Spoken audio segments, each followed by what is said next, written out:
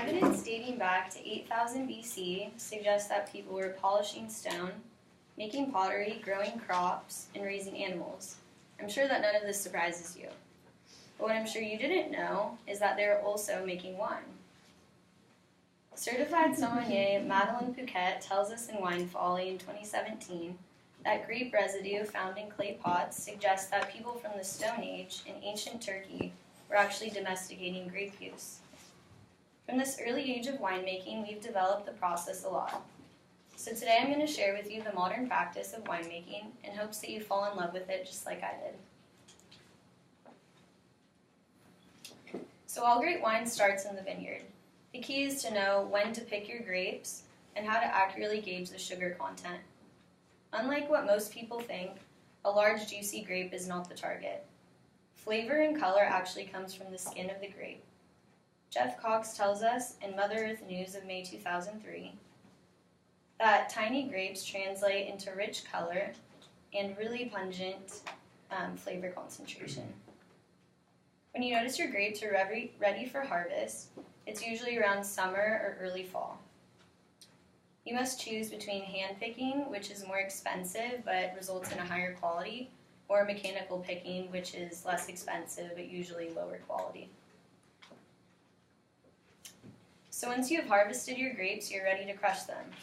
The berries are brought on a conveyor belt, as you can see, and workers process the grapes and sort through them.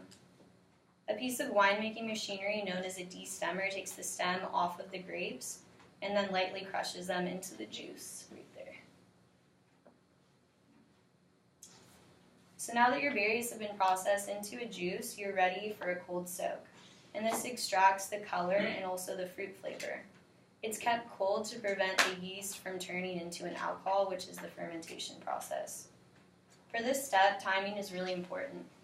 If you soak for too long, a bitter flavor comes out of the grape known as tannins. But if you don't soak for long enough, then the flavors and colors won't fully develop. This process usually goes on for 2 weeks, but depends what kind of wine you're going for. So the next step is fermentation, and through the addition of heat to the tanks, the yeast and sugar reacts to create an alcohol.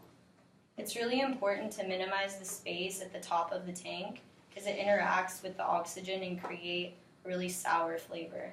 So to reduce this, you can pump over, which the hose brings the wine from the bottom to the top of the tank, or punch down, which just mixes it down to the bottom of the tank.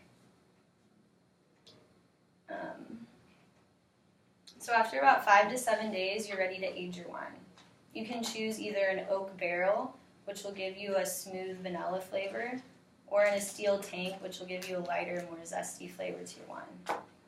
If you're like Ben Rotter and aspire to create an elegant wine, you should implement his techniques for Pinot Noir and keep your tanks at about 54 degrees Fahrenheit to evolve slowly over time.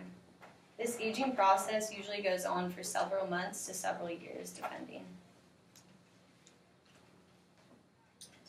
So the last step in your winemaking process is bottling and choosing your cork or screw cap. One common misconception is that screw caps are used for cheap wine, but it really doesn't actually make a difference, and sometimes winemakers prefer a screw cap. So all these elements taken into account, you now have your finished exquisite wine. And although the steps and techniques have changed over time, there's one thing that remains the same. Everyone can appreciate the phenolic and level of complexity involved in wine, or at least can appreciate the relaxing effect it can have.